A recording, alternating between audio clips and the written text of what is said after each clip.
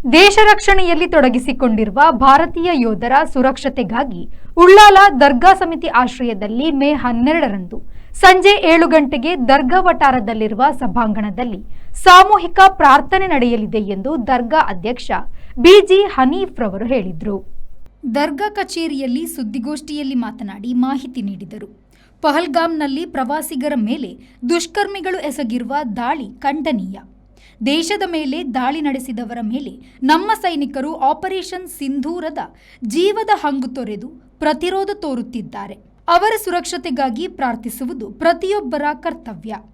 ದರ್ಗಾ ವತಿಯಿಂದ ನಡೆಯುವ ಸಾಮೂಹಿಕ ಪ್ರಾರ್ಥನೆ Syed Madani Arabic college professor Nauman Noorani ನೇತೃತ್ವದಲ್ಲಿ ನಡೆಯಲಿದೆ. ರಾಜ್ಯ ಎಸ್ವೈಎಸ್ ಸಂಘಟನಾ ಕಾರ್ಯದರ್ಶಿ ಅಬೂಬಕ್ಕರ್ ಸಿದ್ದಿಕ್ ಮೊಂಟುಗೋಳಿ ಮುಖ್ಯ ಭಾಷಣ ಮಾಡಲಿದ್ದಾರೆ.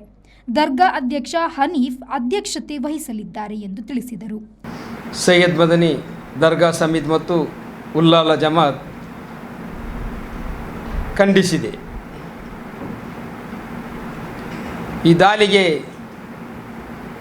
ಕಾರಣಕರ್ತರಾದಂತಹ ಉಗ್ರಗಾಮಿಗಳ ಮೇಲೆ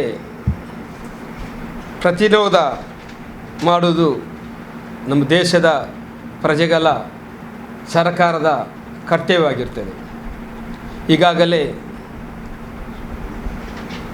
ಈ ಪ್ರಯುಕ್ತ ನಮ್ಮ ದೇಶ ಮತ್ತು ಪಾಕಿಸ್ತಾನದ ದೇಶದ ಮಧ್ಯೆ ಯುದ್ಧವು ನಡೆಯುತ್ತಾ ಇದೆ. ನಿನ್ನೆಯಿಂದ ಕದನ ವಿರಾಮ ಉಂಟಾಗಿದೆ. ನಮ್ಮ ದೇಶವು ಹಲವು ಧರ್ಮ, ಜಾತಿ, ಮತ ಭೇದ ಇರುವಂತಹ ಸಹೋದರತೆಯ ಸೌಹಾರ್ದದ ದೇಶವಾಗಿದೆ. ದರ್ಗಾ ಉಪಾಧ್ಯಕ್ಷ ಅಶ್ರಫ್ ರೈಟ್ವೇ, ಕಾರ್ಯದರ್ಶಿ ಮುಸ್ತಫಾ, ಕೋಶಾಧಿಕಾರಿ ನಾಜಿಮ್ ಕಚೇರಿಯಲ್ಲಿ ಸುದ್ದಿಗೋಷ್ಠಿಯಲ್ಲಿದ್ದರು. Vidyadhar Shetty, V4 news, Ullal. Our vibrant workspace at Ajanta energizes the team, boosting efficiency and productivity.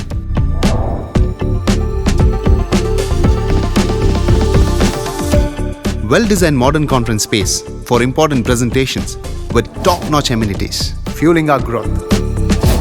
We are ready to expand to Ashoka Business Center as our next upgrade. Invest in workspaces managed by Vertex. Invest smart. Invest in Mangaluru.